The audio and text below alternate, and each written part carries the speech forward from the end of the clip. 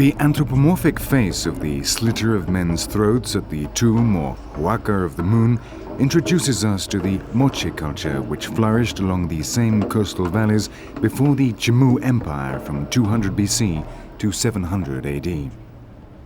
From here we can see the Tomb of the Sun. Between these two pyramids lay the capital of the Moche Empire. Inside the Tomb of the Moon, we can see the different levels that have been excavated. Each one corresponds to a different ruler who, when he died, was buried along with all his belongings, including his wives and servants. Once they had been buried, they were sealed in with adobe bricks, and on top of these, the temple of the new ruler was built. 6 different levels have been discovered to which access was gained by means of a ramp.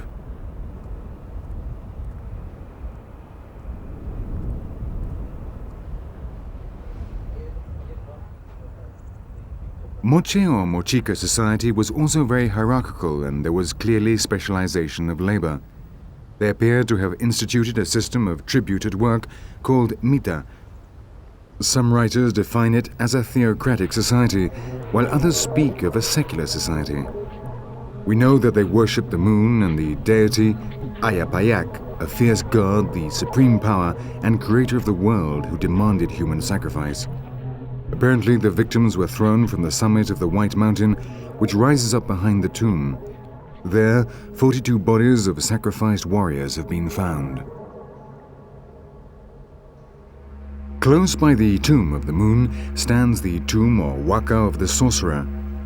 In Peru, the word Huaca is used to describe any archaeological site and the things found there. The most important of these finds are the polychromatic friezes which have been unearthed, like this one, showing a line of naked prisoners on their way to be castrated, moving towards the figure of the Slitter of Throats, here in the form of a spider, who holds a tumi or ceremonial knife in his hand. Some archaeologists believe this to be a representation of the god Ai-Apaec.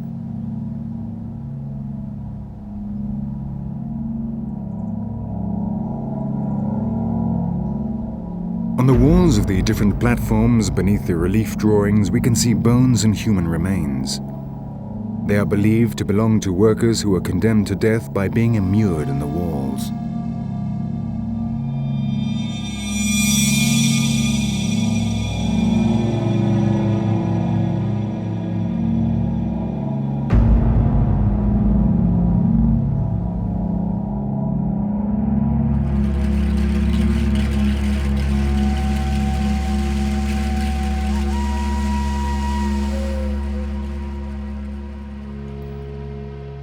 Many more mummies have been found in Peru than in any other country in the world.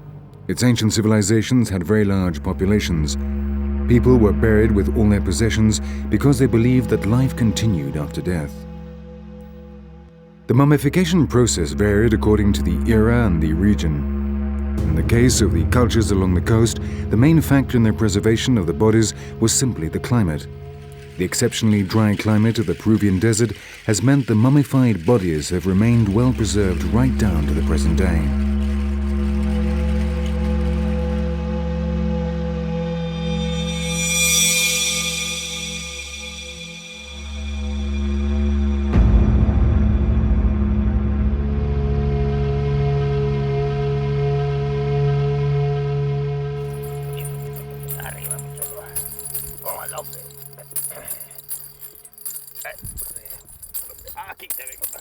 The heads of mummies, stolen when the ancient tombs were robbed and defiled, occupy an important place on the tables of power of the sorcerers and healers.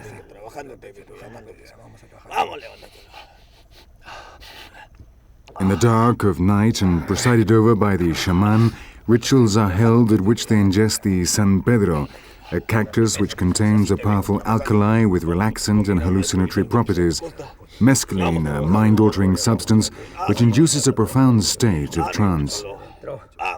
The San Pedro is cooked for a minimum of 8 hours, and the results of this cooking is ingested through the nose. The number of sniffs or doses is decided by the shaman.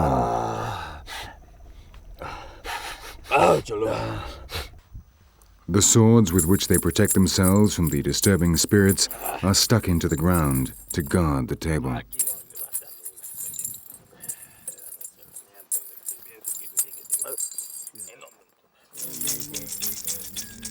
The San Pedro was present in the majority of pre-Inca cultures. Its native name is Huachuma. According to the investigator Antonio Escochado, the name San Pedro can be explained by the fact that Saint Peter was the holder of the keys to heaven, and this plant is the key which opens the door to another world.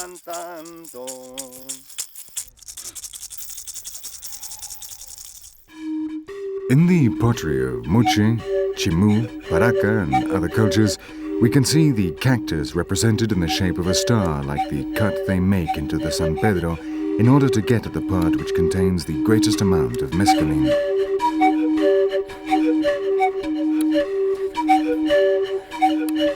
The cactus can be bought in the sorcerers' markets in the north of the country, along with an endless number of potions and cures prepared by the healers. The origins of the recipes of these are lost in the depths of time.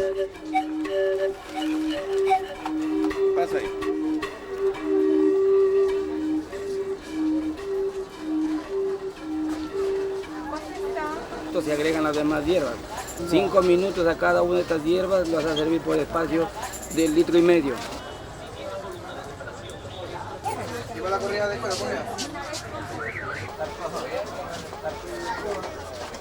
You can also buy the liturgical objects necessary for each ritual, like the skulls of mummies, which confer the greatest power to the ceremonial tables.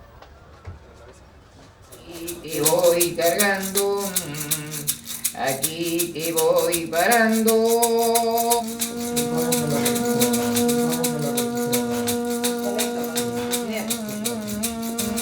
La una es la bordona, parando la una el gallón.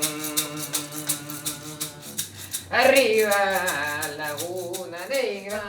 The archaeological treasures stolen by the grave robbers are vital if the shamans are to summon up the power necessary to invoke their gods.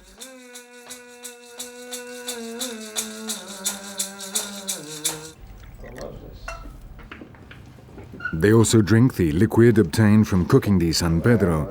The effect is slower and the required dose larger. Te voy cargando, te voy dando los poderes de mi rey. Though people in the north of Peru are very religious, they alternate the Christian faith with their beliefs in sorcery and healing. They live in an animist world in which misfortune and bad luck are the results of spells and curses.